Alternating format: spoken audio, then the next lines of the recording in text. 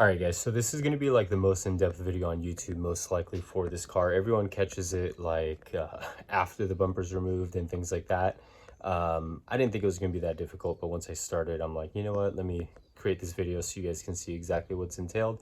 You could probably get it done in about 45 minutes if you're super dedicated first timer. And if it's your first timer and you're just not that great with things, give it an hour and a half, somewhere around there. But with that being said, guys, please consider subscribing. I own a used car dealer here in Southern California. I'm always getting into something new, that's for sure. Hey, what's up, guys? Good afternoon. In this video, you're going to see how to remove a bumper from a 2016 BMW X5. Now, this is the non-M Sport. It should work very similar on the M Sport, but with that being said, this is an X15 model, and we're going to get to work. Please consider following this channel. I own a used car dealer here in Southern California. I'm always getting into something new, but I want to show you guys how to do this because it's a little bit of pain for sure. So let's dive in. All right, first of all, the tools that we're going to use, a 30 Torx, we have a 25 Torx, and we have an 8mm socket. Now the 8mm socket is to remove everything from the fender liner. So long story short, you're gonna go in here and locate all the little bolts and remove them from the fender liner. If you can't even get this far, just stop. But with that being said, those are the bolts. And then you'll have these, which are T30, and you'll find them located right here, and then right here. And then the other Torx 30 are going to be for these bolts, and these bolts are essentially going to be removed from the headlight right there, from the headlight right there, from the headlight right there, but on the front side. And then as we go further in, let me see if I can, a flashlight as well. And then you see right over there beyond the switch, so you're going to go on the front side of that, and you'll be able to essentially reach in right here to get that. Now let me talk to you about this, because this is going to be the most annoying part for All right, guys, make sure you guys tape up right here on the fender and then the bumper, that way you're not scratching anything unnecessarily. Also on the headlight, be as clean as you can. But with that being said, you have this liner, right? Now this liner has some pop clips that are one-time use. So essentially you're looking like this on those clips. You're just gonna pop them out with a pop tool, something very similar to this, be able to remove those. And then these clips are very annoying, so they just literally pull out. Be careful on this bottom one. It already had kind of this bow to it, so I don't know how yours are gonna look, but I didn't really, this was the hardest clip to remove, right here, which is down low on the back side. Now the way I did that is, you see this slat right here. So what you're gonna do is you're gonna get in, and you're essentially gonna go through this slat through here, and then you're gonna pop those pins from behind and then pull from the front. You're gonna see that on various different sides. As you pop a couple off, it's gonna be a lot easier to do the rest. That's literally the most annoying part so far. Now let me teach you how to remove the actual the bumper itself. So way over yonder, I showed you this earlier in the video, but right back there, it's going to connect the bottom of the headlight housing right there. One bolt left. I've removed the 2 on the bottom, and I believe 2 on the top. And so sadly, I have to hold the flashlight and hold the phone while I'm showing you this stuff, so I'm not going to be able to video it. But essentially, I'm going through there, moving this, grabbing the right tool, and then pulling it out. All right, so we're just going to pull this back a little bit. Have the headlight mounted. Go.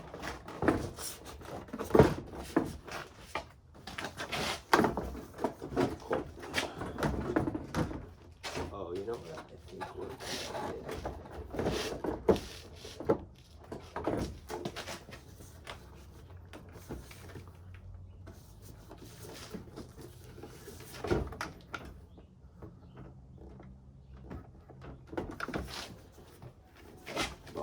All right, actually, let me show you this.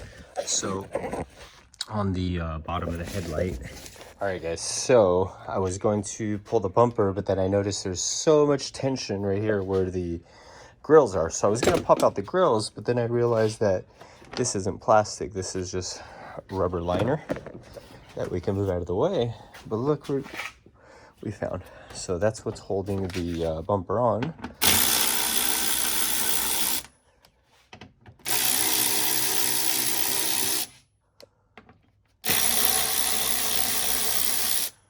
And then remember, I haven't done anything to this side. I don't have to do anything to this side. It's just because the halo went out on this side. So I'm trying to get to the bottom of the headlight to actually replace that.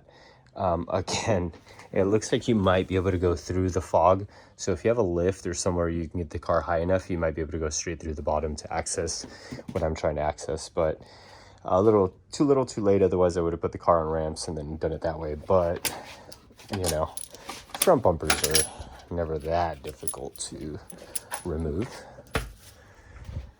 But this one, oh, and then check this out. So make sure those pop up over. Cool. There we go. That's enough clearance, guys. So let me actually set down my phone and then I'll remove that. All right, guys, so you have another wire right here which connects to the horn. So make sure you remove both of those because they're on the same harness. All right, guys, and you have a harness that's running along the bottom. So you want to remove these clips, and then you'll be able to drop that because it's connected down below. So just remove that and you'll be able to pull the headlight. All right, guys, so up till now, it wasn't that hard. It's definitely time consuming. You have to take your time, take longer than you need. The second time you remove this bumper, it's gonna be quite a bit easier. But with that being said, we didn't touch this side.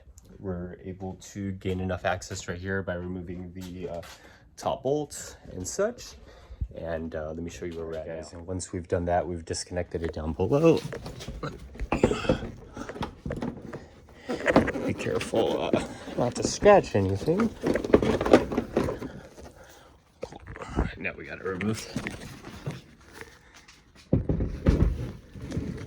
So that's what we're replacing. So I'm gonna install it now. It's located right here on the bottom.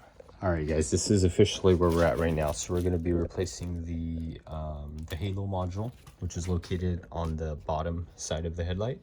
I'm glad I actually removed it. I didn't realize that there was two modules down here. I think mine are both faulty, sadly, so I'll have to order another one. But for now, at least we have everything taken apart and we're pretty much good to go to put it all back in.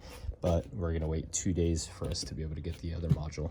But for now, let's get this installed. It looks like it's a T, maybe 30, maybe 25. Let's see. So we got a T25. Oh no, it's smaller than the T25, so T20.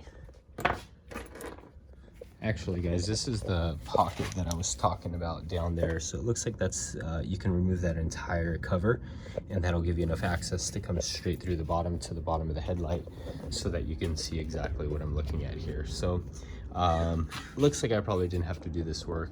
I wish I would have realized sooner, but all in all, I can't confirm that. So someone that's watching this video, just confirm for me. All right, guys, so we got that replaced. We got the new one in, we got the old one out, and now it's just going to be the reverse order of everything, connect everything up. This is probably going to be the most in-depth video on YouTube. All right, so right here, I removed these. Now they were T20, so I removed those right there, and then we'll be able to kind of pull this up. Let's see what we see down below. Oh man, yeah, it's full of water. So, be careful. There's a harness that's sticking right here.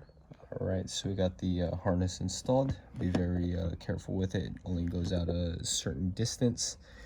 For us, it didn't look like we had a secondary harness connected, just the single. So we connected the single, and now we're gonna place that back down. All right, guys, so I got the headlight out of the car, and you see there's a little bit of water in there, but you see that pinhole right there. So let me actually show you something. If I can stand this up. So that little pinhole And that's located on the top side of the headlight, so that's where you're getting the water through. So whether you should plug it or not, I couldn't tell you, but I'm definitely going to do something about it. See if we can rectify that issue once and for all. So for me, guys, all that headlight condensation, what it ended up doing is burning out my two halo modules. So we have a brand new one, but what I didn't realize is when I purchased this that there was two separate ones. I was under the assumption that just one of these controlled both halos, but no, there's two modules. The other one's on order, but that's why we have the headlight out, and I'm showing you exactly what I'm showing you. All right, guys, so here goes the headlight itself. You can see all the condensation that's built up in there. Now that's far superior than what it was and how it looked like before. So with that being said, I mentioned I was doing the work on the bottom side to replace the actual modules because they were all burnt up from all the water pulling up right there at the bottom.